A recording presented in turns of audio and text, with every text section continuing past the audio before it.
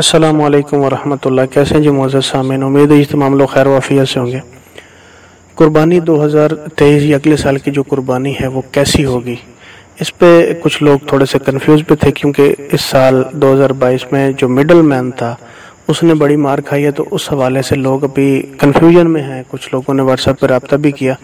कि क्या हमें कुर्बानी के बकरों का काम जो है वो करना चाहिए अभी या नहीं। तो उस हवाले से सारा इल्म तो अल्लाह पाक के पास है। कुछ ग्राउंड रियलिटीज़ जो इस कुर्बानी पे हमारे सामने थी, जो फैक्टर थे जो कुर्बानी के उठने का सबब बन सकते थे, तो और वो असल में नहीं हुए, जिसकी वजह से कुर्बानी डाउन हुई, उन्हीं पे थोड़ा सा डिस्कस करेंगे और फिर उनका तकाबुल करेंगे अगली कुर्बानी से कि क्या मुमकिन है कि वो फैक्टर सारे के सारे उस वक्त मौजूद हों और हम इस बात की उम्मीद लगाएं कि वो कुर्बानी उठ सकती है। सबसे पहली चीज़ जो इस वक्त थी, लोग इस वाले से ये समझ रहे थे 2-3 महीने पहले कि जो बीमारी आई हुई है बड़े जानवर की, तो उस हवाले से जो छोटे जानवर थे उनको बड़ा रेट भी होगा और उनके गाहक भी वाफर मकदार में मौजूद होंगे, तो लिहाजा उठ जाने का सबब जो है बन सकती थी एक बीमारी, जो कि बाद में नहीं बनी। दूसरा जो था इसमें अगली जो चीज़ थी वो यही थी कि गाहक बड़े ज़्यादा होंगे और जो जानवर हैं वो बड़े थोड़े होंगे, जिनकी वजह से मंडी अप हो जाएगी और जानवर का जो रेट है वो हमें अच्छा मिलना शुरू हो जाएगा। तीसरी चीज़, पिछली वीडियो में मैं थोड़ी सी जिक्र किया था कि लोगों का जो है वो म्यार ज़िंदगी जो है अप होगा, तो ऑटोमेटिकली जो है जानवर लोग ख़रीदने की तरफ रुझान रखेंगे, तो जो हमारे जानवर हैं उनको अच्छा रेट लगना शुरू हो जाएगा। ये तीनों चीज़ें थीं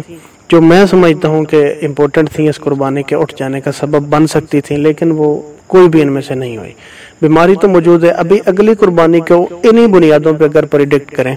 तो आप ये समझ सकते हैं कि इंशाल्लाह ये जो बीमारी है ये तो ख़त्म होने को है,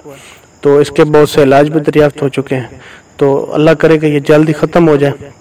तो ये तो अगले जो 2023 की कुर्बानी होगी इंशाल्लाह ये वाला फैक्टर तो मौजूद ही नहीं होगा सिरे से। तो उस हवाले से कि छोटे जानवर को ज़्यादा रेट लगेगा या छोटे जानवर की कुर्बानी अगली जो है वो उठ जाएगी, वो तो एक नेगेटिव पॉइंट है कि वो ऐसा नहीं होगा। दूसरी चीज़, अगली जो मेन चीज़ है कि जानवर जो हैं वो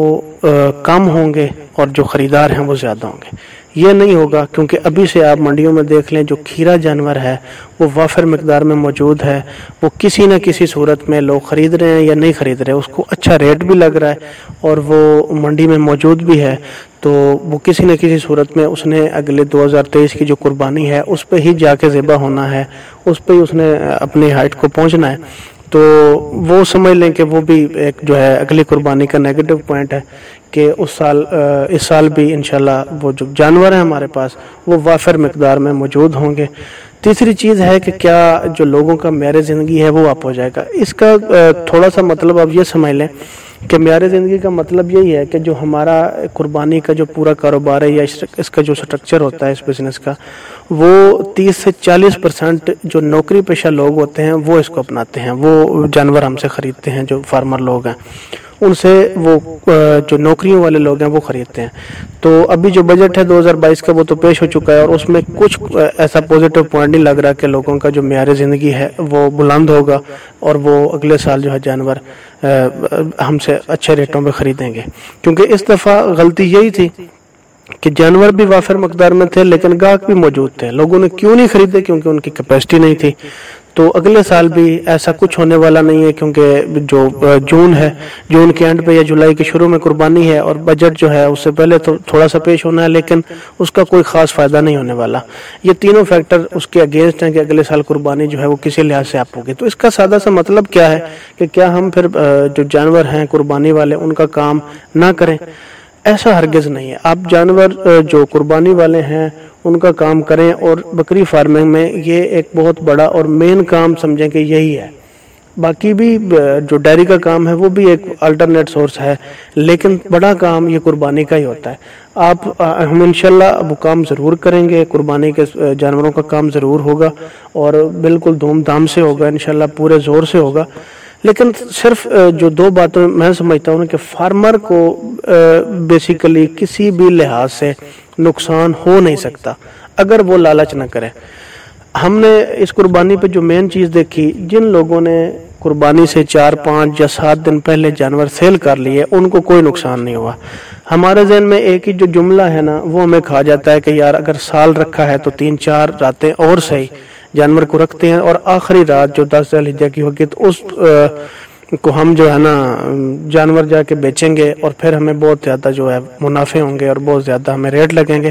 جو کہ ہم اپنا وہ جو ایک محنت کی ہوئی ہوتی ہے اس کو 50% پرافٹ اور لوز میں جا کے ہم خواہ مخواہ کا رسک لے لیتے ہیں۔ ہم صرف تھوڑا سا اگر یہ سوچیں کہ اگر ہم 1 ہفتہ جانور پہلے بیچ رہے ہیں اور اس میں ہمارا 100% پرافٹ ہے، اور وہ ہوتا ہے،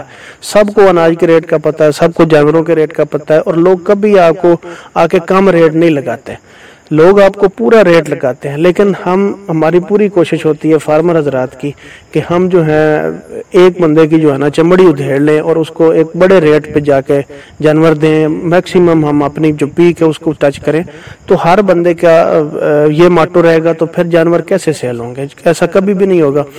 صرف ہم اگر وہ آخری رات والا رسک نہ لیں، ہے وہ حلال، جو لوگ لے سکتے ہیں، جو لوگ ایکسپرٹ ہیں یا جن کے پاس گاہک موجود ہیں وہ بے شک آخری رات جا کے بیچیں، لیکن اکثر لوگ جو اس دفعہ غلطی کی ہے جن لوگوں نے وہ یہی ہے کہ جس بندے نے بھی جن کو میں سمجھتا ہوں کہ 4 5 دن یا 1 ہفتہ پہلے جانور سیل کر لیے ہیں، ان کو کسی قسم کا کوئی نقصان نہیں ہوا، ان کے سارے خرچے بھی واپس آئے ہیں اور ان کو ایک مناسب منافع بھی ملا ہے۔ تو اگر ہم اس کوشش پہ لگ جائیں نا کہ جانور ہم نے وہ پہلے جو ہے بیچ دینے ہیں، تو اس میں انشاءاللہ ہمیں کوئی نقصان نہیں ہوگا، ہمارے خرچے واپس آئیں گے، ہمیں ایک سوٹیبل جو پرافٹ ہے وہ بھی ہوگا۔